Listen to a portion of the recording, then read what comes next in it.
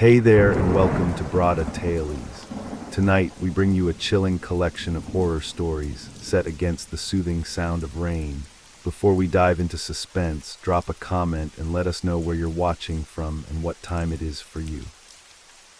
If these stories send shivers down your spine, don't forget to like, share, and subscribe.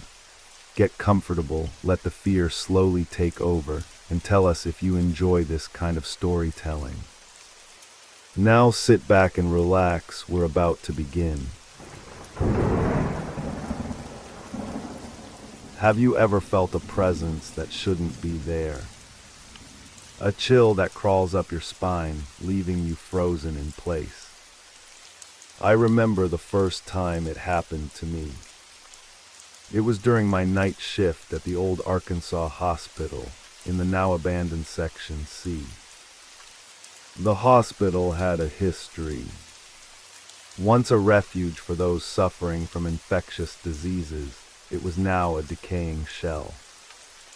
They closed it years ago, but the whispers lingered. I had heard the stories from the other staff, strange sounds in the night, shadows flickering just beyond the corner of your eye. It all felt like a bad dream.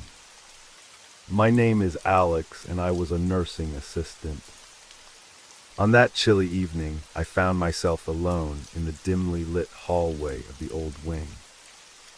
The air was thick with the scent of disinfectant, mixed with something I couldn't quite place.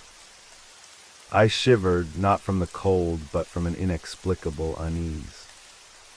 I could hear my footsteps echoing against the faded linoleum, each step feeling heavier than the last.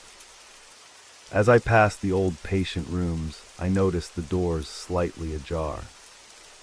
I peered inside, the shadows inside the rooms casting eerie shapes on the walls. It was too quiet, too still. Yet in that silence, I could almost hear a faint moaning. It seemed to come from everywhere and nowhere all at once. I shook my head, trying to dismiss it. Just the wind, I told myself. But then came the footsteps. Soft at first, like someone dragging their feet across the floor. I stopped, my heart racing.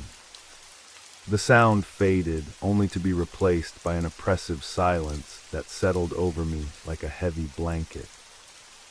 I glanced around, convinced that someone was watching me. The dim light flickered, casting dancing shadows that twisted and turned. I tried to focus on my duties, but my mind was racing. What if someone had been left behind? What if the rumors were true? I shook my head again, telling myself it was just my imagination. Yet I couldn't shake the feeling of being watched. The sensation slithered around me, tightening like a noose.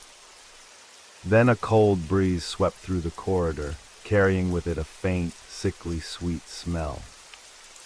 It reminded me of rot. I recoiled, instinctively stepping back. Was it the scent of something long gone? Or was it something else? My breath quickened. I could hear my pulse pounding in my ears. Suddenly a loud crash echoed from one of the rooms.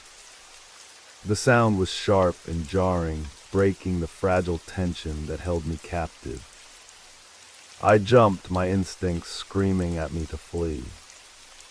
But curiosity rooted me in place. What had caused it? Was it just an animal? Or something more sinister?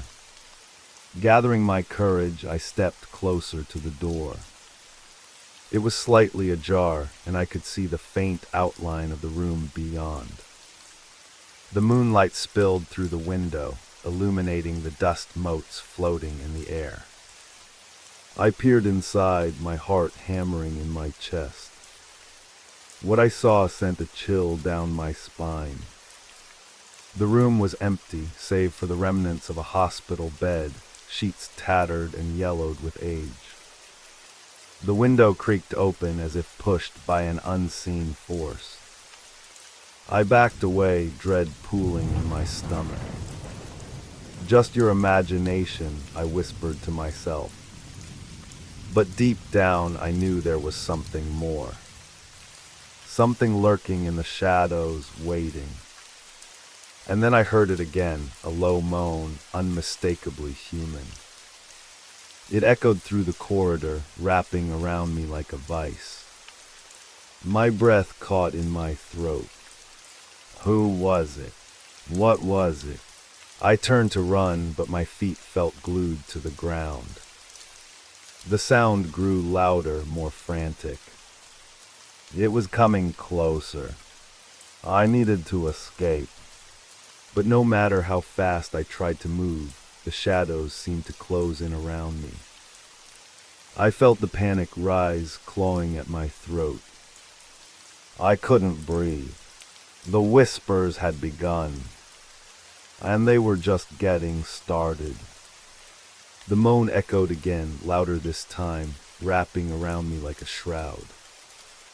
Panic surged through my veins as I finally found my feet and dashed down the dimly lit corridor. My heart thundered in my chest, the sound of it drowning out everything else. The shadows seemed to reach for me, clawing at the edges of my sanity. Every corner I turned felt like a descent into a deeper darkness. I could still hear the whispers, the unintelligible words swirling in the air like a sinister melody.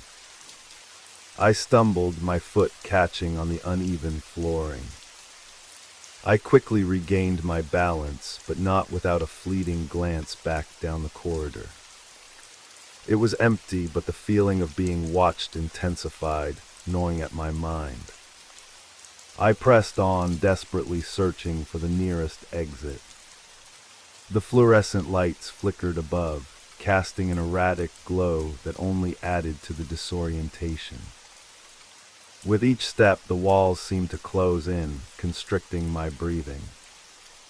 The scent of rot lingered, growing stronger as if it were pulling me back, urging me to stay. I turned a corner and found myself in a common area, once bustling with life, now cloaked in silence. Rusted metal chairs sat haphazardly, and the remnants of old magazines lay scattered on a table, their pages yellowed and crumbling. I hesitated, feeling the weight of history pressing down on me. What had happened here? How many souls had passed through these doors? A sudden crash jolted me from my thoughts. I whipped around, heart racing. The sound came from one of the patient rooms. My curiosity warred with my instinct to flee. I could either escape or face whatever was hidden in that darkness. The moaning returned, this time accompanied by a faint scratching sound, like nails on wood. It sent shivers down my spine, and I felt bile rise in my throat. I took a cautious step toward the door, my hands trembling. I was compelled to look, to know what lay behind that threshold. I peered inside, heart pounding. The room was shrouded in shadows, but I could make out the outline of something huddled in the corner. My breath caught. The figure was indistinct, almost as if it were made of smoke, shifting and swirling in the dim light. I blinked, hoping it was just my mind playing tricks, but it remained. "Who's there?" I called out, my voice shaking. The figure didn't respond. Instead, it seemed to draw closer, merging with the darkness like a predator stalking its prey. A sense of dread washed over me. The scratching grew louder, more frantic. I could see the silhouette of a hand emerging from the shadows, fingers elongated and twisted. My instinct screamed at me to run, but I was rooted to the spot, trapped by fear and curiosity. What had become of this person? What torment had they endured? Help, the word slipped from the figure's lips, barely a whisper but laced with desperation. My heart wrenched at the sound, a plea that resonated deep within me. I took a step forward, compelled to offer aid. But as I moved closer, the air turned frigid. The shadows around the figure coalesced into something more defined. I could see its eyes now, black voids that absorbed the light, staring directly into my soul. The mouth twisted into a ghastly grin, revealing rows of sharp, jagged teeth. Help, it repeated, but this time the voice was guttural, a mockery of the plea I had heard moments before. My stomach churned. I stumbled back, my body moving before my mind could process what I was seeing. The room felt alive, pulsating with an energy I couldn't comprehend. The figure lurched forward and I spun around, sprinting down the hallway, my breath coming in sharp gasps. I could hear its footsteps echoing behind me, the scratching sound now a relentless pursuit. I burst through the exit doors at the end of the corridor, heart racing. Outside, the night air was cold and biting, a stark contrast to the stifling atmosphere inside. I glanced back, half expecting to see the figure emerging into the light. But there was nothing, only darkness, swallowing the entrance to Section C whole. But even in the open air, I couldn't shake the feeling of dread. The whispers still lingered in my ears, their taunting melody weaving through my thoughts. What had I encountered? What had I awoken? As I stood there, shaking, the reality of my situation crashed down on me. I had survived, but at what cost? The shadows of Section C were far from finished with me. I could feel their presence, lingering just out of sight, waiting for the right moment to strike. And deep down, a terrifying thought began to take root. What if they were already inside me? What if the darkness that haunted those abandoned halls had found a way into my very being? The cool night air was a stark contrast to the suffocating atmosphere I had just fled. I took a few steps away from the hospital, my heart still pounding violently in my chest. Each beat seemed to echo the fear that clung to me, a dark reminder of what I had just witnessed. I needed to put distance between myself and that cursed place, yet my legs felt heavy, as if anchored by the weight of dread. I glanced back at the looming structure, its windows like dark, soulless eyes watching me, waiting. The moon hung high in the sky, casting a pale light over the crumbling facade, illuminating the cracks and decay that had long been ignored. But now, in the light of that haunting moon, the building looked alive, pulsating with a sinister energy. Just as I turned to walk away, a low whisper reached my ears, unmistakably close. Help, it was softer this time, almost like a gentle breeze, but the desperation was palpable. My breath hitched in my throat. I couldn't be sure if it was a memory or a real voice, but it sent a jolt of fear down my spine. I hesitated, torn between the instinct to escape and the urge to return. What if someone was truly in need? What if the voice was real? What if it was another soul trapped within those walls? I cursed myself for my curiosity. I should have just left, but the idea of abandoning someone in distress gnawed at my conscience. I took a deep breath, steeling myself. I couldn't ignore it. I had to know. With trembling hands, I pushed the heavy door open and stepped back into the darkness of Section C. The moment I crossed the threshold, the temperature dropped. A chilling breeze swept through the corridor, carrying with it a mix of despair and something else, something rancid. I shivered, the sound of my heart racing, drowning out the whispers that seemed to swirl around me. Each step felt heavier than the last, the air thickening as if I were wading through a dense fog. I followed the sound of the voice, drawing me deeper into the belly of the hospital. The familiar yet foreign layout twisted my sense of direction. I turned corner after corner, and with each turn the shadows grew darker, thicker, as if the darkness itself were alive, eager to envelop me. Help, it echoed again, more urgent now, guiding me to an old nurse's station. The room was littered with dusty files and broken equipment, a graveyard of forgotten memories. As I stepped inside, the air felt charged, tinged with the weight of the past. The desk was cluttered with old charts, their edges frayed and yellowed with time. I caught sight of a name scrawled across one of the charts, Clara Jones. The name struck a chord deep within me. I had heard whispers of her, a nurse who had worked tirelessly in Section C before the hospital closed. Rumor had it that she had become a victim of the very illnesses she had tried to fight. I felt an inexplicable connection, as if her spirit were still tied to this place. Clara, I whispered, the name tasting bitter on my tongue. A sudden gust of wind blew through the open window, scattering papers like leaves caught in a storm. I gasped, stepping back as the charts danced around me. Shadows flickered, twisting and turning as if celebrating my intrusion.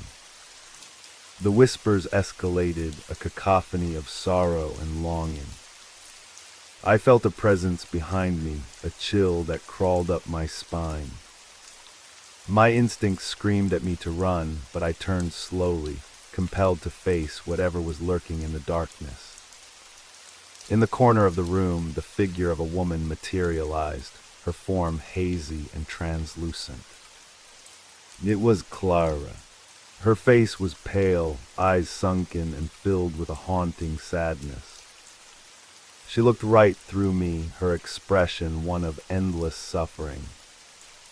"Help me," she breathed, her voice barely more than a whisper, but the weight of her plight felt like a heavy chain around my heart. "What can I do?" I stammered, fear mixing with empathy. "Free them," Clara's voice was a ghostly echo, and suddenly the room filled with the sounds of cries, laughter, and pain, a collage of memories trapped within these walls. The shadows writhed around her, grasping at her figure, as if they were pulling her back into the void. I stepped forward, feeling an urge to reach out, to pull her from the darkness. How do I free you?" "Find the truth," her voice faded, swallowed by the darkness. The shadows grew more aggressive, swirling around me like a storm, the whispers rising to a deafening crescendo. Panic surged again, and I stumbled back, bumping into the desk. Papers scattered, and I saw a photograph slip from beneath a pile. I bent down to pick it up, my fingers trembling. It was a group of nurses, smiling in front of the hospital, Clara among them. But behind them a shadow loomed, dark and formless, eyes gleaming with malice. I felt a jolt of recognition. That shadow was not just a trick of the light, it was a presence, a malevolence that had fed on the suffering of the sick and the desperate. "Clara," I shouted, desperation in my voice. "I'll help you. I'll find the truth." But the shadows surged, and with them came a darkness that threatened to consume me. I stumbled, gasping for breath, the very air feeling thick and suffocating. I had awakened something that should have remained buried. I could feel Clara's anguish, her pain echoing in my mind. The figure began to dissipate, her last expression a mix of hope and despair. Find the truth, and then she was gone, leaving me alone in the chaos. I had to escape. I had to figure out what had happened here. I turned and raced back into the corridor, the darkness clawing at my heels. The whispers turned into screams, a chorus of tormented souls, urging me forward. The hospital wanted to trap me in its grasp. But I was determined. I would uncover the truth hidden within these walls. I had to find a way to silence the echoes of the past before they consumed me too. As I sprinted through the dimly lit corridor, the weight of Clara's plea clung to me like a shroud. The shadows twisted around me, an inescapable web of fear and despair. Each whisper seemed to claw at my sanity, echoing the tormented cries of those who had suffered and perished within these walls. I could still feel the chill of Clara's presence, her desperate gaze urging me to uncover the truth. I skidded to a halt at a junction of the corridor, the heavy darkness pressing in on all sides.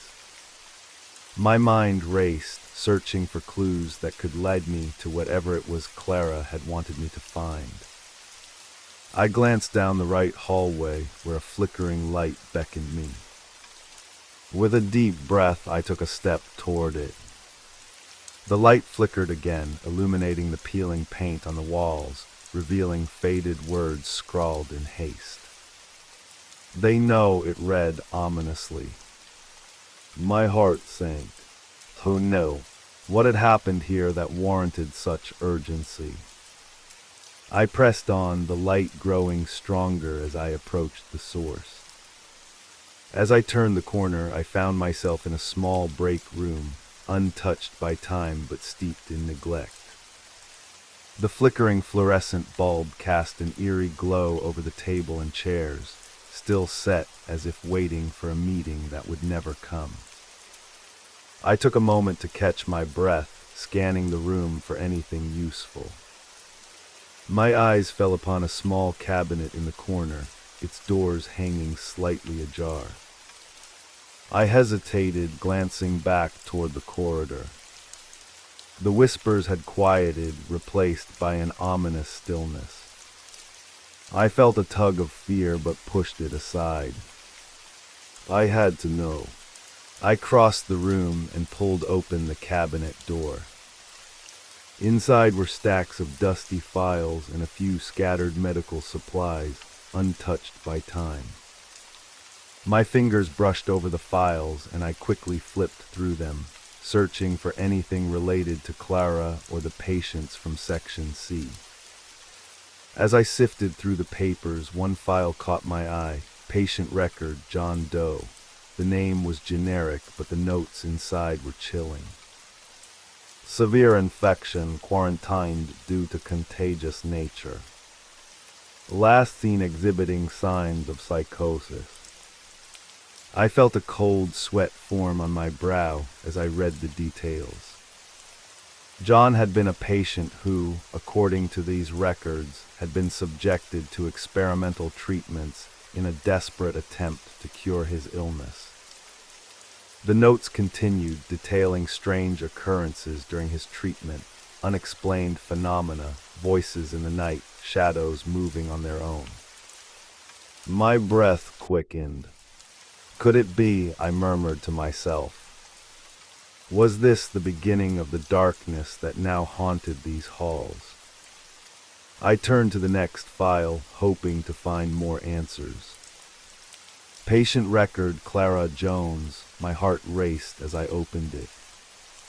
The notes detailed her dedication to her patients, her attempts to care for them despite the growing chaos around her. But then the tone shifted. Clara shows signs of extreme distress. Claims to hear voices. Advised to take leave. I couldn't believe what I was reading. Clara had been dismissed, sent away from the very place she had devoted herself to. The last entry was haunting. Clara refused to leave. She believes she can save them. Save who? I whispered, fear creeping back in. I flipped through more files, each one revealing a pattern of neglect, of desperate measures taken by staff that had spiraled into madness. Names of patients who had never left, whose voices still echoed through these halls. I slammed the cabinet door shut, a wave of nausea washing over me. Clara's fate had been sealed by the very system meant to protect her. The realization struck me like a blow. These were not just spirits trapped by illness. They were souls betrayed by a system that had turned its back on them. Suddenly, the fluorescent light flickered violently, plunging the room into darkness. I froze, a heavy silence filling the air, followed by the low, guttural sound of breathing. My pulse raced, and I could feel the shadows closing in. Help us, the voice was a chorus now, echoing around me, pulling me into its depths. Help us find peace. I felt a surge of determination. I had to confront whatever darkness lingered here. I was not just a witness, I was a participant in their story. They needed someone to acknowledge their suffering. With renewed resolve, I stepped out of the break room and back into the corridor. The whispers grew louder, guiding me toward the source of the darkness. I knew I had to go to the heart of Section C, the isolation ward, the very place where so many had lost their lives and hope. I made my way through the twisting hallways, each step resonating with the echoes of the past. The air grew heavier, more oppressive. Shadows flitted at the edges of my vision, dark figures that seemed to beckon me closer. I rounded a corner and found myself standing before a heavy door marked Isolation Ward. Taking a deep breath, I grasped the cold handle and pushed the door open. The room beyond was shrouded in darkness, save for a flickering light bulb swinging from the ceiling. As my eyes adjusted, I saw the remnants of beds, some still stained with rust, others with dark, dried patches that spoke of past horrors. Clara, I shouted, hoping against hope that she would respond. The air thickened, and the whispers transformed into a cacophony of cries. Free us, they cried in unison, their voices blending into a haunting symphony of despair. I moved deeper into the room, heart racing, desperate to find a way to help them. In the center, a single bed lay untouched, covered with a pristine white sheet. I felt drawn to it, an inexplicable connection. As I approached, I noticed something glimmering on the pillow, a small locket glinting in the dim light. I picked it up, feeling its weight in my palm. It was engraved with the initials CJ. I opened it, and inside was a photograph of Clara with a little girl, both smiling brightly. Clara, I whispered, feeling a swell of grief and determination. This was more than just a locket. It was a symbol of hope, of a life that had been overshadowed by pain. Suddenly the room trembled, and the shadows began to writhe violently, forming a chaotic storm of darkness around me. The cries intensified, swirling into a frenzy as the air crackled with energy. Help us find peace. Help us remember. I held the locket close, feeling Clara's spirit urging me on. I had to confront the darkness, to acknowledge the suffering of those who had come before me. Your stories matter, I shouted into the void. I will remember you. I will tell your stories. The shadows paused, a brief moment of stillness enveloping the room. Then, like a tidal wave, they surged toward me, dark tendrils reaching out, but I stood my ground. "Leave this place," I commanded, my voice unwavering. "You will not claim any more souls. You will not erase their memory." In that moment, I felt a surge of energy, a connection to Clara and the others. The darkness pulsed, and with each heartbeat, I could feel their pain lifting, transforming into something lighter. As the shadows recoiled, the cries began to fade, replaced by a sense of calm. The air cleared, and for the first time, I felt a warmth envelop me.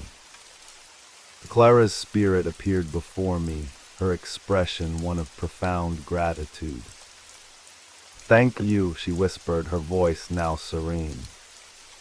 "You have set us free."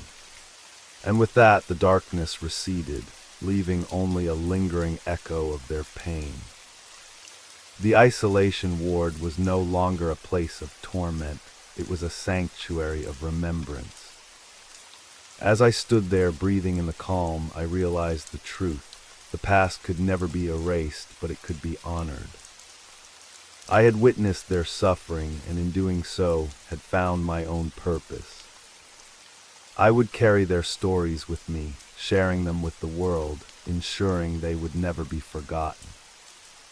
And as I walked back into the light, I knew that I had freed not only their spirits, but also my own. The oppressive weight of darkness that had once suffocated Section C began to lift, replaced by a sense of fragile peace. As I stepped back into the dim hallway, I felt lighter, as if I had shed a heavy cloak of despair. The air was still thick, but now it carried a hint of warmth, as though the very walls were sighing in relief. With each step I glanced around, the familiar sounds of whispers now replaced by a gentle silence. I could almost hear the remnants of the stories that had lingered, their echoes now fading like the last notes of a long-forgotten song. It was a bittersweet reminder of the lives once lived within these walls. But as I walked further down the corridor, I felt an unsettling chill run down my spine. Though the shadows had receded, a lingering presence remained, as if the hospital was reluctant to let go of its past. I hesitated, wondering if my actions had truly freed the souls trapped within, or if they were merely waiting for the next chance to reclaim their hold. I reached the break room again, the cabinet still ajar. The sight of the neglected space, once filled with tension and despair, now struck me as a testament to resilience.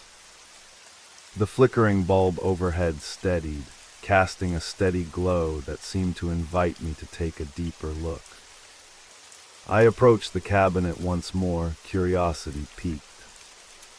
I rifled through the remaining files, searching for any other clues about Clara and the patients. Each file told a different story, revealing the interconnected lives of those who had suffered together. It struck me how they were not just patients and staff, they were a community bound by their shared pain. As I continued my search, I uncovered a forgotten notebook buried beneath a pile of papers. Its cover was tattered and the pages were yellowed with age. I opened it, revealing Clara's handwriting, neat and precise. Her thoughts flowed across the pages, chronicling her experiences in the hospital, her fears and her hopes. Day 32, one entry began. The voices have grown louder. I fear for my patients. They seem to sense my despair. I can't let them see my weakness. My heart ached as I read her words. Clara had fought not just for her patients, but also against her own creeping despair. Her entries detailed her struggle to maintain her sanity amidst the chaos, her determination to provide comfort even as she felt her own slipping away. Day 54, I believe there is something in the isolation ward, something that binds these souls to this place. I have to find a way to help them. I cannot let them suffer alone. Tears prickled at my eyes. Clara had tried to reach out, tried to save them, and in the end, she had been silenced. I felt a surge of anger at the injustice she had faced, at the way she had been dismissed when she needed support the most. Closing the notebook, I knew I couldn't let her efforts be in vain. I had to share her story, to give a voice to the silent victims of Section C. The weight of responsibility settled heavily on my shoulders, but it felt right. I made my way back to the isolation ward, determination guiding me. The room now felt different, alive, filled with an energy that spoke of hope. I set the notebook on the bed, placing it beside the locket, a tribute to Clara and those she had cared for. As I stood in the center of the room, I closed my eyes and took a deep breath. I could still feel the remnants of the whispers, but now they felt like gentle nudges, encouraging me to remember. Tell our stories, they seemed to say. And so I would. I would document everything I had witnessed, every soul I had encountered. I would share the tales of despair, resilience, and hope. I would write not just for Clara, but for all those who had suffered in silence. With newfound clarity, I stepped back into the hallway. The oppressive shadows had lifted, replaced by a sense of purpose. I walked through the corridors, glancing at the faded memories on the walls. Every corner held a story, every door whispered a name. As I reached the hospital entrance, I paused, looking back at the building that had been both a prison and a sanctuary. It was time to leave, to carry their stories into the world beyond these walls. But just before I stepped outside, I felt a familiar presence wash over me.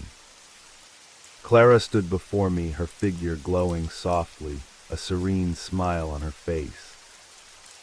"Thank you," she whispered, her voice a gentle breeze. "You have given us peace." Tears streamed down my cheeks as I nodded, understanding the weight of her gratitude. I had honored their memories, and in doing so, I had found my own purpose. As I stepped out into the daylight, the sun bathed me in warmth, illuminating the path ahead. The hospital receded behind me, but its stories would remain etched in my heart. I took a deep breath, feeling the cool air fill my lungs, a promise of new beginnings. I would not forget Clara or the souls of Section C.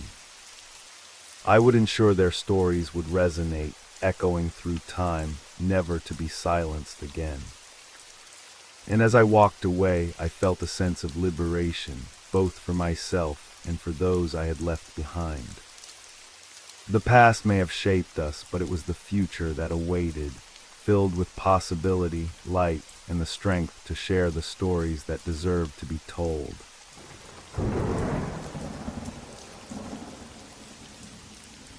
What would you do if you encountered a ghost from your past? This question lingered in my mind as I stood at the edge of the autumn fair, held each year in our quaint Connecticut town. The air was crisp, carrying the scent of roasted chestnuts and freshly baked pies, mingling with the laughter and chatter of families enjoying the vibrant festivities. Yet beneath the surface of joy, something felt off, something I couldn't quite place. The fairground stretched before me, adorned with colorful banners and twinkling lights. Children darted around, their voices ringing out like music, but amid the cheerful chaos, an unsettling silence tugged at my thoughts. I glanced around, feeling a shiver dance down my spine. Just the chill in the air, I muttered to myself, trying to dismiss the feeling. I was here to enjoy the day, after all. My name is Ethan, and I had come to the fair alone. My friends had all bailaed last minute, leaving me with a sense of abandonment I could not shake. I had hoped to find comfort in the familiar sights and sounds, but the nagging sensation of being watched clung to me. I tried to focus on the laughter and excitement around me, but the feeling grew stronger. As I wandered through the stalls, I caught sight of an old woman selling handcrafted trinkets. Her gnarled hands worked deftly, weaving strands of colorful yarn into intricate patterns. I felt drawn to her stall, but as I approached, the air around her shifted. An inexplicable chill wrapped around me. I looked closer, only to find her staring at me with eyes that seemed to hold the weight of centuries. "Careful, dear," she said, her voice a raspy whisper. "Not all who wander these grounds are alive." Her words sent a jolt through me. I opened my mouth to respond, but before I could find my voice, she turned away, her gaze drifting back to her work as if our conversation had never happened. I swallowed hard, unsettled by her cryptic warning. I continued to stroll through the fair, each laugh and cheer feeling increasingly distant.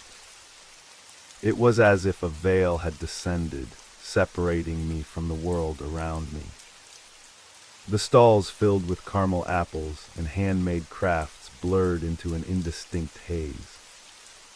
The laughter of children felt like an echo from another time, drifting in and out of focus. Suddenly a strange sound broke through the laughter, a soft whisper that seemed to flutter like a leaf caught in the wind. I paused, my heart racing. It was as if someone was calling my name, though I couldn't discern a source. I looked around, but the crowd continued to swirl around me, oblivious to my growing unease. I shook my head, trying to dispel the feeling. Perhaps it was just my imagination. After all, the fair was filled with memories of happier times spent with friends and family. But the deeper I ventured into the fair, the more I felt that I was not alone. Shadows flickered at the corners of my vision, figures in old-fashioned attire moving through the crowd, only to vanish when I turned to look. Just your mind playing tricks, I told myself, but the nagging doubt refused to leave. As I wandered deeper into the heart of the fair, the air thickened, the vibrant colors dulled, and the laughter around me faded into a distant hum. I found myself drawn to the center of the fairgrounds, where a grand old oak tree stood, its branches heavy with crimson and gold leaves. Beneath its sprawling limbs, an eerie stillness hung in the air.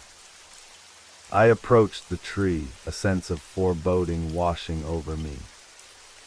The whispers grew louder, swirling around me like a haunting melody.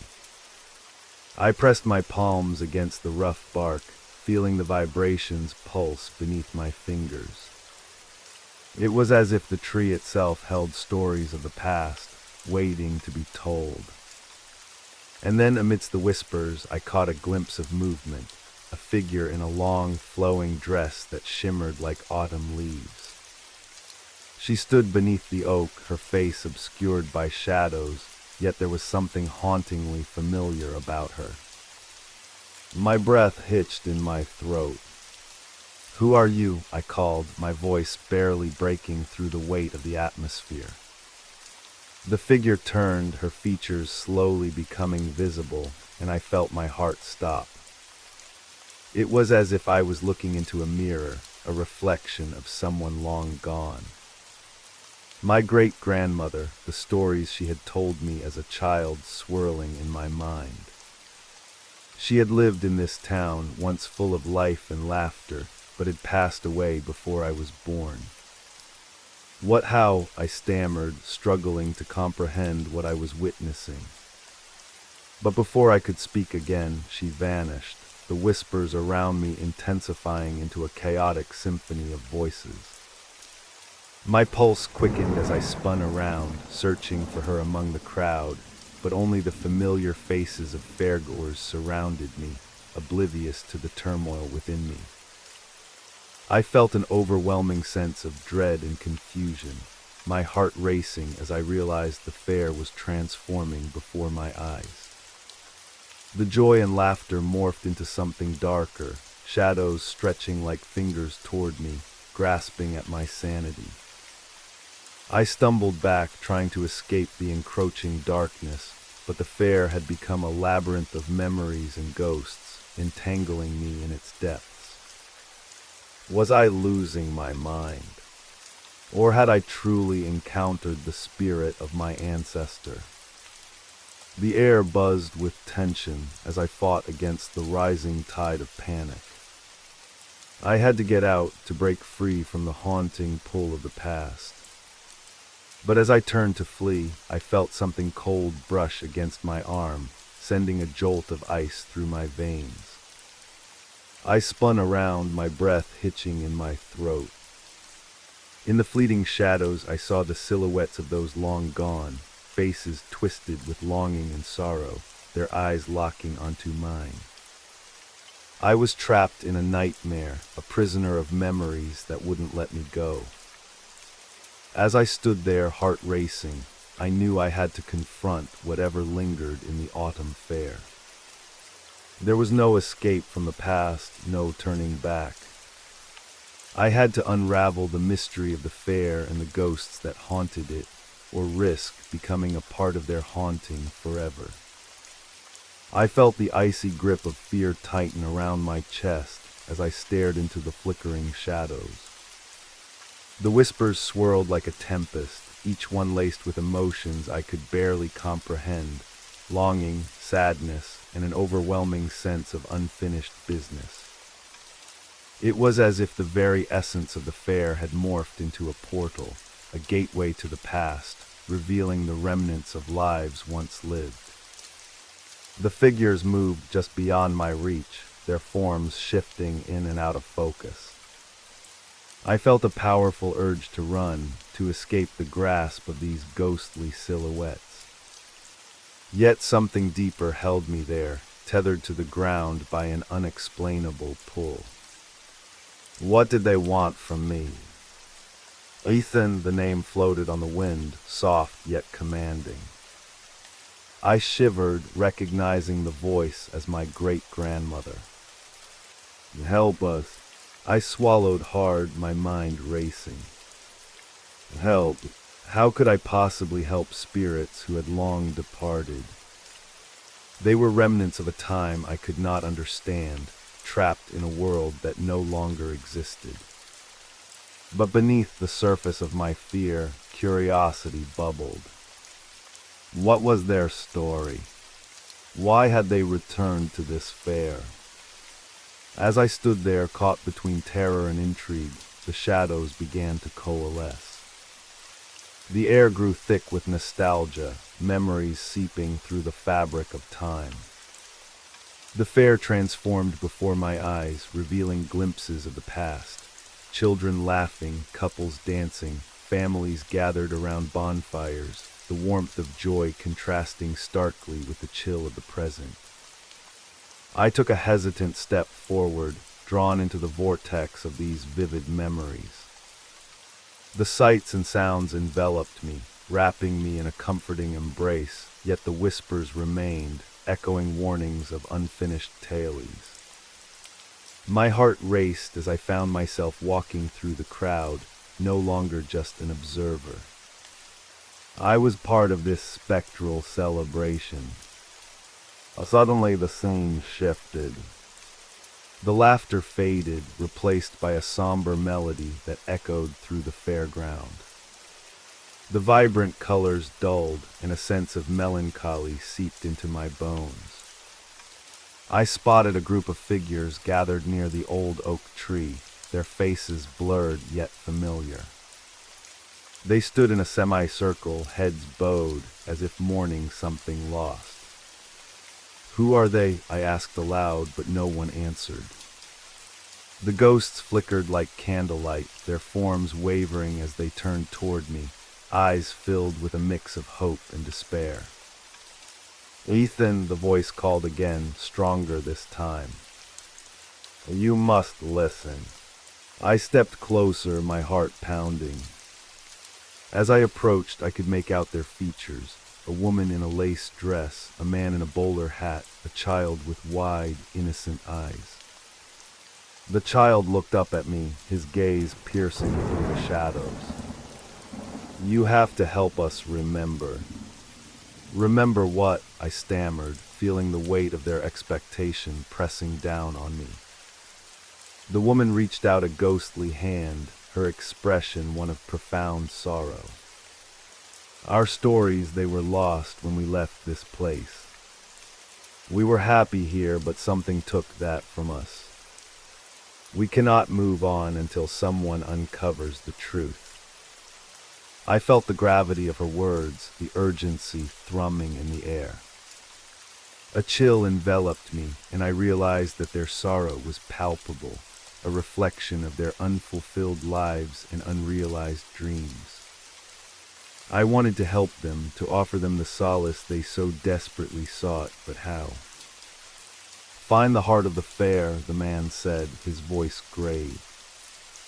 It is hidden within the laughter and joy, buried beneath layers of time. Only then will we be free. Where is it? I cried, desperation creeping into my voice. What am I supposed to do? The shadows shifted, whispering in hushed tones, the air thick with anticipation. I could feel the energy crackling around me, a tension that threatened to overwhelm. The crowd continued to swirl, oblivious to the revelation unfolding at the heart of the fair. You must seek the old carousel, the child said, his voice soft yet firm. It holds the key. Before I could respond, the figures began to fade, their outlines dissolving into the air. Remember us, the woman implored, her gaze holding mine for a fleeting moment. Do not let our stories be forgotten. Panic surged within me as I watched them vanish, their words echoing in my mind. I had to find the carousel. It was my only chance to help them, to uncover the truth hidden within the fair's joyful facade. I turned away from the tree, heart racing, scanning the fairgrounds for the telltale signs of the carousel. The laughter and music grew louder as I pushed through the throngs of fairgoers, determination fueling my steps. Each laugh felt like a taunt, a reminder of the happiness I was yet to find in this unfolding mystery. At last I spotted it, a brightly painted carousel, its horses glimmering under the autumn sun, each one frozen mid-gallop. Yet something about it felt off. The colors, once vibrant, had begun to fade, and the once merry music had transformed into a haunting melody, echoing through the air like a forgotten lullaby. I approached the carousel cautiously, the whispers returning, swirling around me like leaves caught in a windstorm. The horses seemed to watch me, their glassy eyes reflecting not just the light but the weight of unspoken stories. I placed my hand on the worn wood of the carousel's edge, feeling a strange energy pulse beneath my fingertips. What now? I whispered, feeling small in the face of this haunting relic. As I gazed into the depths of the carousel, the shadows within shifted, revealing glimpses of the past, moments frozen in time. I saw laughter, joy, and a sudden darkness, like a storm cloud swallowing the light. Suddenly the music stopped, plunging me into silence. The world around me shifted, the fair fading away as I was drawn deeper into the carousel's magic. I felt myself being pulled into a different time, a different place, where the echoes of those lost began to whisper their stories, begging to be remembered. And as the carousel spun, I braced myself for the revelations that lay ahead, the secrets that would finally set the spirits free. As the world around me swirled into a haze, I felt a disorienting sensation wash over me. It was as if I had stepped through a veil, shifting from the vibrant fare of the present into a sepia-toned memory. The carousel began to spin, but it was no longer just a ride. It had transformed into a gateway to the past, a realm where forgotten stories came alive. I stood in the center of the carousel, surrounded by the galloping horses, their manes flowing like liquid gold. Each horse bore a unique design, painted with meticulous detail. One was adorned with a wreath of autumn leaves, another with delicate flowers that seemed to bloom in the fading light. Yet the beauty of the scene was marred by an unsettling silence, a stillness that hinted at sorrow beneath the surface. The whispers grew louder, echoing in my ears, beckoning me to listen. I strained to hear them, feeling a pull toward the first horse, a majestic creature with deep blue hues and a wild, untamed spirit. I reached out, brushing my fingers against its painted flank, and in that instant, a vision surged before my eyes. I was no longer standing in the present. Instead, I found myself in a bustling fairground filled with laughter and light. Children ran about, their cheeks flushed with excitement, while families gathered to share stories and sweets. Yet among the joy, a sense of unease lingered, an undercurrent of something unresolved. In the midst of this vibrant scene stood a young woman, her long dress flowing like the river of time. She was radiant, her laughter ringing out like music, but there was a shadow in her eyes, a flicker of worry that belied her joy. I recognized her immediately. It was the woman I had seen beneath the oak tree, my great-grandmother in her youth. I watched entranced as she interacted with her friends, her smile lighting up the gathering.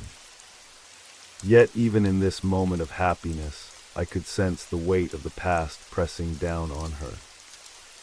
The fairground around her seemed to pulse with life, but there was something sinister lurking just beyond the periphery. I could feel it, an impending darkness that threatened to extinguish the light. The vision shifted, and I saw my great-grandmother standing alone, staring into the distance. The laughter faded, replaced by an eerie silence. Her gaze was fixed on the carousel, where the horses began to tremble as if sensing her presence. I felt a shiver race down my spine as I realized that something was about to change. Suddenly, a loud crash echoed through the fairground, reverberating in my chest. I saw a commotion at the far end of the lot, a tent collapsing under the weight of unseen forces, a flash of chaos disrupting the joy. People screamed, and the vibrant colors of the fair began to blend together, turning into a blur of fear and confusion. I could see my great-grandmother's face contort with fear as she rushed toward the scene. But before she could reach the source of the chaos, shadows coiled around her, whispering words I could not understand. They wrapped around her like tendrils of smoke, pulling her back, away from the light and laughter she once knew. "Remember," I shouted, though I knew she couldn't hear me. "You have to remember." But the vision slipped away, fading like a wisp of smoke. I was back at the carousel, breathless, my heart pounding in my chest. The whispers had grown frantic, a cacophony of voices pleading for acknowledgement. I glanced around, desperate for answers, and my gaze fell on the other horses, each one beckoning me closer. I stepped toward the second horse, its bright red coat adorned with intricate patterns that seemed to shimmer and shift. As I reached out, I was pulled into another vision, this one more chaotic than the last. The fair was in full swing, but the air crackled with tension. I saw my great-grandmother again, but now she was older, her face lined with worry. "Evelyn," a man's voice called, his tone urgent. I recognized him as her father, his figure tall and imposing. He was looking for her amid the throngs of people, his eyes scanning the crowd with desperation. "Father," she called back, but the chaos of the fair drowned out her voice.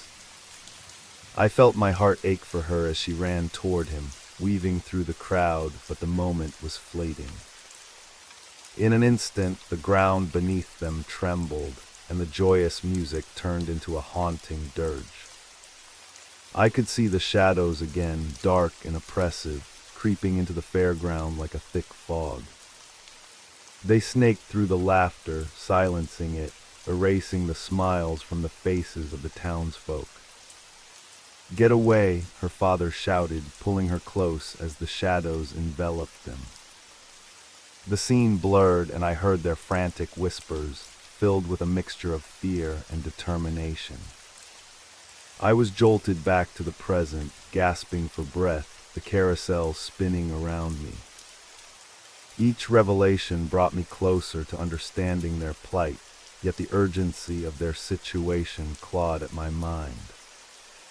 I could feel the pressure building within me, the need to confront whatever darkness had befallen this fair and stolen their joy.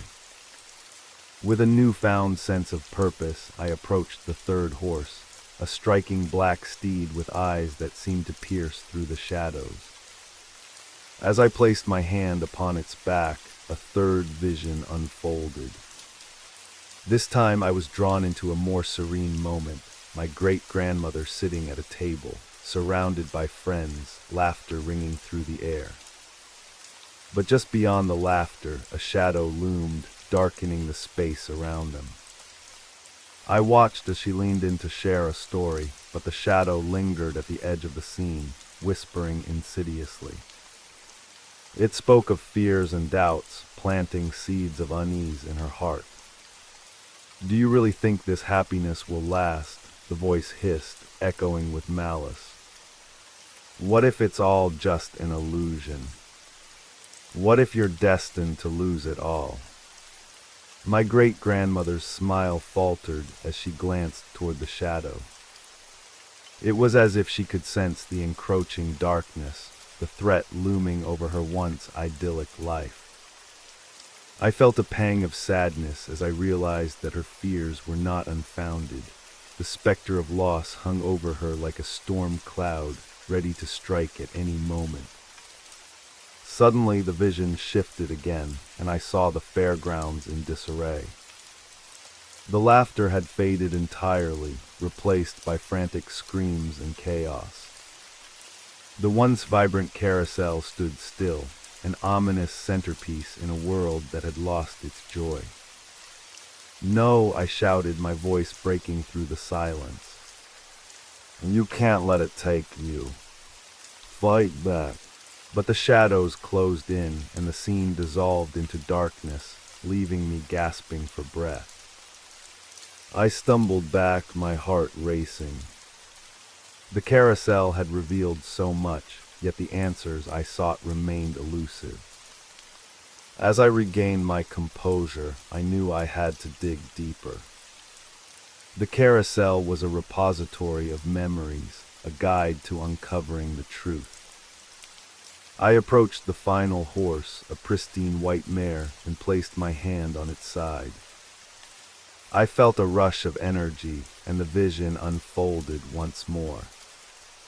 This time the fair was quiet, a ghostly silence hanging in the air.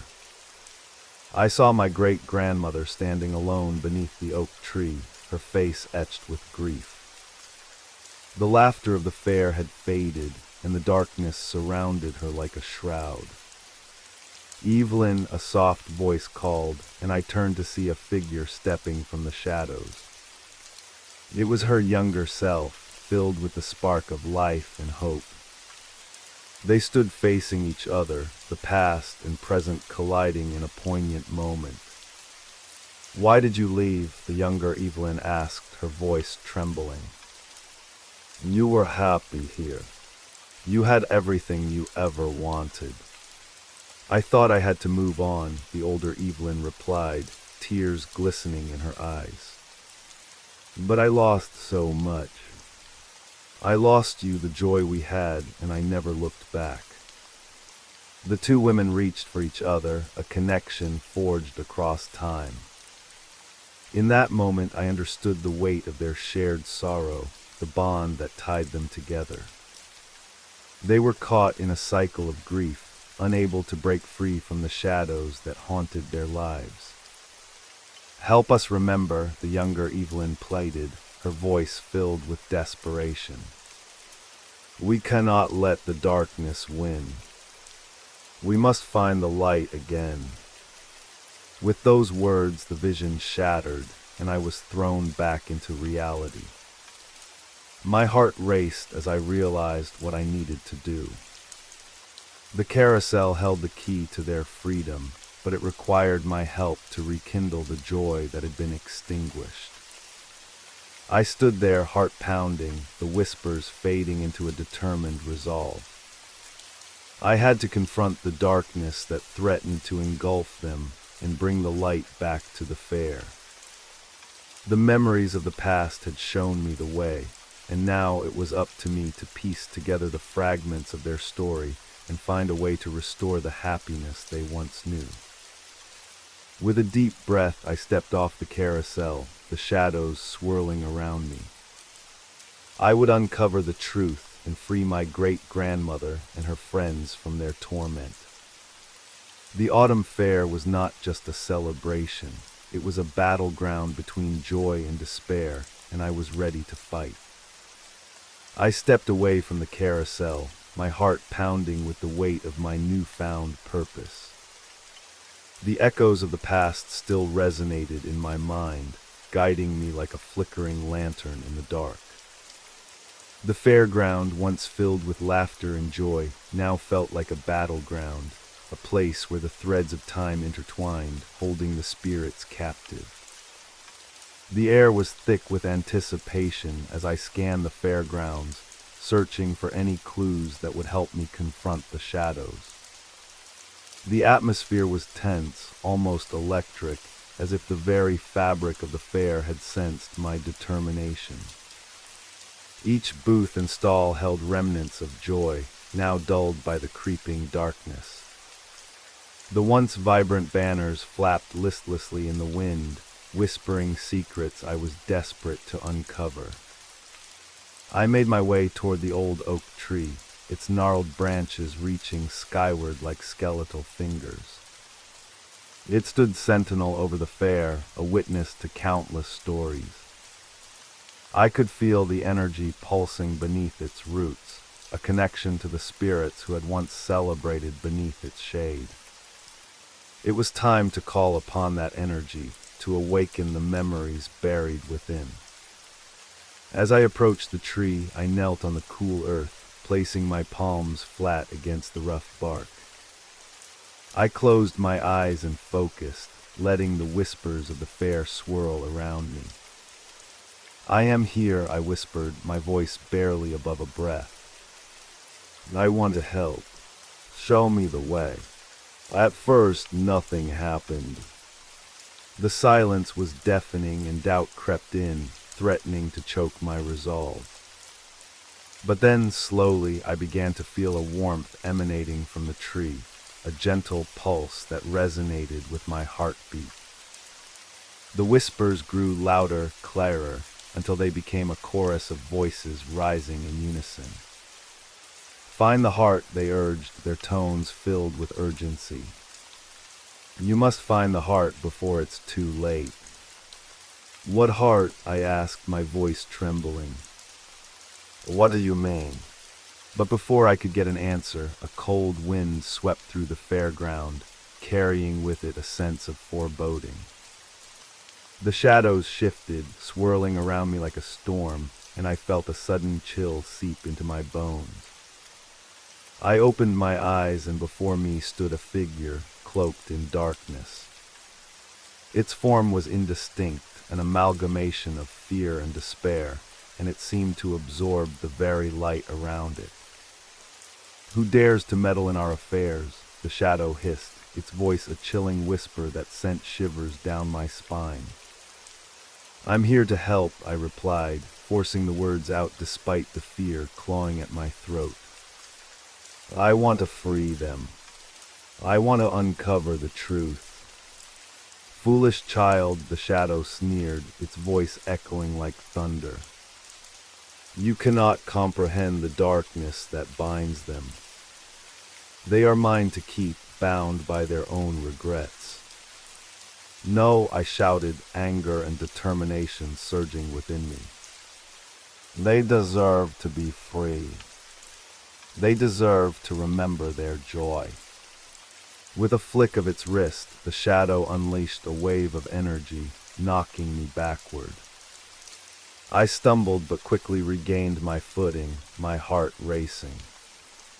The spirits' voices echoed in my mind, urging me to stand strong. I felt their hope intertwine with my own, bolstering my resolve. "Let them go," I yelled, the words bursting forth with unexpected power. "You have no right to hold them captive." The shadow recoiled, momentarily stunned by my defiance. "You think you can fight me?" it hissed, its form swirling menacingly. "You know nothing of the past, of the pain they carry. You cannot save them." But as I stood there, a flicker of doubt began to invade my heart. The memories I had seen were filled with sorrow, loss, and regret. What if the darkness was too strong? What if I was merely a child playing at heroism, unaware of the true cost of freeing them? I felt a momentary hesitation, but the spirits' whispers grew louder, urging me on. "I may not know everything," I said, my voice steady, "but I know that their stories must be told. They deserve to reclaim their joy." The shadow surged forward, a whirlwind of darkness aimed directly at me. I braced myself, heart pounding, but in that moment I remembered the carousel. It was the heart of the fair, the key to unlocking the truth. I could feel its energy calling to me, guiding me toward the answers I sought. In a sudden burst of clarity, I broke free from the shadow's hold and sprinted back toward the carousel, the shadows swirling around me, desperate to pull me back. The fair seemed to shift, distorting reality, but I pushed through the chaos, each step fueled by determination. As I reached the carousel, I could see the figures of my great-grandmother and her friends watching me, their eyes filled with hope. They needed me to succeed. I focused on the energy of the carousel, visualizing the vibrant memories it held. With each horse, each turn, I felt the stories unfolding, memories waiting to be reclaimed. I placed my hands on the edge of the carousel, summoning all the strength I could muster. "Spirits of the fair," I called out, my voice echoing through the chaos. "You are not lost. Your stories live on within this carousel. Remember your joy." The carousel began to spin, slowly at first, then gaining momentum. The horses reared back to life, their colors brightening as the whispers of the past transformed into laughter. The shadows recoiled, their hold on the fair weakening as the energy surged around me. "Let them go," I shouted, my voice ringing out above the rising chaos. "You cannot keep them here. They are meant to be free." The shadow writhed, a monstrous figure caught in the cyclone of light and sound.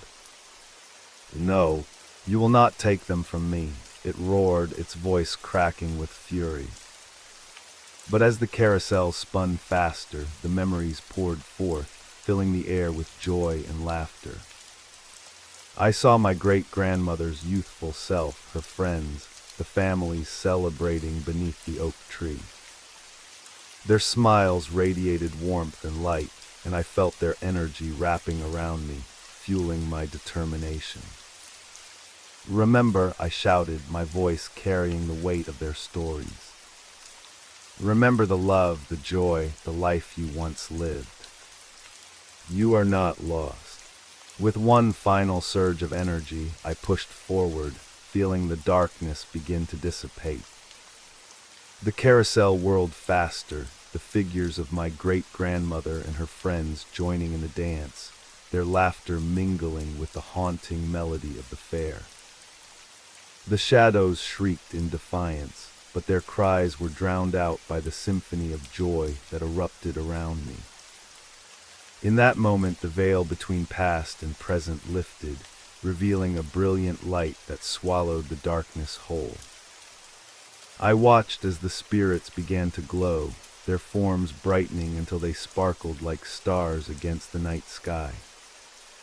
The shadow, once a looming presence, writhed and twisted, losing its grip on the fair as the light enveloped it. No, it screamed, its voice fading into nothingness until it was gone, a mere echo of despair. And as the carousel slowed, I found myself surrounded by the spirits, their faces alight with gratitude. "Thank you," my great-grandmother whispered, tears shining in her eyes. "You have given us our stories back. You have set us free." I felt a rush of warmth as the spirits began to dissolve into the light, their essence merging with the joy of the fair. The laughter returned, filling the air with music, and I knew that they were finally at peace. As I stood there, heart swelling with triumph, the fair transformed before my eyes. The stalls were vibrant once more, filled with laughter and life. The autumn fair had returned to its former glory, a celebration of love, remembrance, and the enduring spirit of those who had come before. But I also understood that their stories would live on within me. I had faced the darkness and emerged victorious, not just for them, but for myself as well. The fair would forever hold the echoes of the past, a reminder of the connections that bind us through time. As I turned to leave, the whispers faded into the wind, replaced by the joyful sounds of the fair. I smiled, knowing that I had honored their legacy, and that the heart of the fair would continue to beat, filled with the stories of those who dared to dream. As the echoes of laughter reverberated through the air, I stood still for a moment, absorbing the transformation around me. The fair had awakened, pulsating with life, each corner vibrant and alive. Colors blazed brighter than I had ever seen, reds, oranges, and yellows dancing against the backdrop of a twilight sky. The scent of caramel apples wafted through the air, mingling with the earthy aroma of fallen leaves, and I felt a sense of warmth spread through me. The carousel, now still but radiant, gleamed like a beacon in the gathering dusk. Each horse, once shrouded in melancholy, seemed to glow with renewed vitality. I approached it, reverence washing over me. Here at this center of joy, the stories of my ancestors had been reclaimed, their spirits set free. But deep within me lingered a curiosity, a desire to understand more about their lives and the legacy they had left behind. As I walked through the fair, I noticed familiar faces amidst the crowd, friends and neighbors, all seemingly oblivious to the dark shadow that had loomed over the fairground. They laughed and danced, celebrating the essence of autumn in ways I had only dreamed of. It was both exhilarating and surreal to witness the joy of the fair restored, yet I couldn't shake the feeling that I had only scratched the surface of something much deeper. I made my way toward the old oak tree, the one that had stood witness to countless gatherings over the years. Its leaves rustled softly, a gentle reminder of the stories it held. As I reached its base, I knelt down, my hands brushing against the cool earth. In that moment, I felt an overwhelming urge to connect with the spirits that had guided me through this journey. "Thank you for your stories," I whispered into the quiet night. "Thank you for showing me the way." Suddenly, a breeze swept through the air, and I could have sworn I felt a presence beside me. A soft voice floated on the wind, carrying a warmth that enveloped my heart. "You have given us light, dear one. But remember, the past is not just to be honored, it must be shared." With those words echoing in my mind, I felt a surge of responsibility. I had seen their pain and joy, and now I understood that their stories needed to live on beyond this fair. They were threads woven into the fabric of our lives, binding generations together in a tapestry of shared experiences. As the sun dipped below the horizon, casting a golden glow over the fair, I decided to gather the townspeople to share the legacy that had been passed down through time. The warmth of the bonfire flickered nearby, inviting me to step closer. I could feel the pull of connection, the need to bring everyone together. "Everyone," I called out, my voice rising above the laughter. "Please gather around." Curiosity sparked in their eyes as they turned toward me, drawn by the urgency in my tone. Slowly, a crowd formed, a mixture of familiar faces and strangers who had come to join in the celebration. I took a deep breath, feeling the energy of the fair buzzing around me. "This fair has always been a celebration of our community," I began, my voice steady and clear. "But tonight I want to share something deeper, stories of our past that connect us all." Murmurs rippled through the crowd, a mix of intrigue and confusion. I took another deep breath, steeling myself to unveil the truth. "I've encountered spirits of our ancestors who loved this place dearly. They've shown me their joy and their pain, their laughter and their regrets. Their stories are a part of us, shaping who we are today." A hush fell over the crowd, their attention fully captured. I could see the curiosity sparkling in their eyes as I continued. "These spirits remind us of the importance of remembrance. They teach us that joy can be fleeting, but that it is our responsibility to keep their memories alive." I recounted the visions I had experienced, the vibrant fair of the past, my great-grandmother's laughter, and the shadows that threatened to extinguish their light. I described the carousel as a symbol of our shared heritage, a bridge between the past and the present. As I spoke, I could feel the energy of the crowd shift, a collective understanding dawning upon them. They began to resonate with my words, and I saw nods of recognition and emotion etched on their faces. Memories of their own families intertwined with the tales I shared, creating a tapestry of connections that bound us all. When I finished, the silence was palpable, filled with a mix of awe and reflection. Then slowly, a wave of applause broke out, filling the air with appreciation. The townspeople understood the weight of the stories I had shared, and I could feel their gratitude washing over me. "We must remember them," an elderly man called out, his voice quivering with emotion. "We must honor their legacy every autumn, just as they celebrated life in this very place." "Yes," a woman chimed in, tears glistening in her eyes. "Let's create a tradition to remember our ancestors, to share their stories with the next generation." A sense of unity enveloped us as we began to discuss how we could honor the spirits that had guided me, an annual gathering to share stories, to celebrate not just the joy of the fair, but the lives of those who had come before us. It was a beautiful vision, one that would breathe life into the very essence of our community. As the bonfire crackled and the stars began to twinkle above, I felt a profound sense of peace settle within me.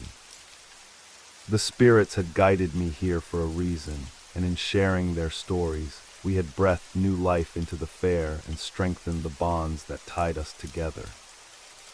The laughter returned, buoyed by a renewed sense of purpose. As we celebrated under the starlit sky, I looked around at the faces of my friends and neighbors. I realized that this was just the beginning. The shadows had been banished, and in their place was a radiant light, the light of remembrance and connection, shining brightly in the heart of the autumn fair. In that moment, I knew the legacy of our ancestors would live on through us, through the stories we shared and the love we spread. We had reclaimed the joy that had been lost, ensuring that the spirits of the past would never be forgotten. Together, we would honor them, weaving their memories into the fabric of our lives, so that their light would continue to guide us for generations to come.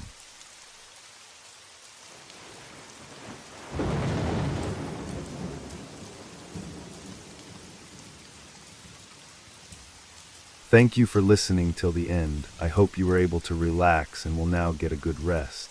And don't worry, new stories are already on the way for tomorrow. So don't forget to leave a like and subscribe to stay connected. Now have a good night. See you in the next episode.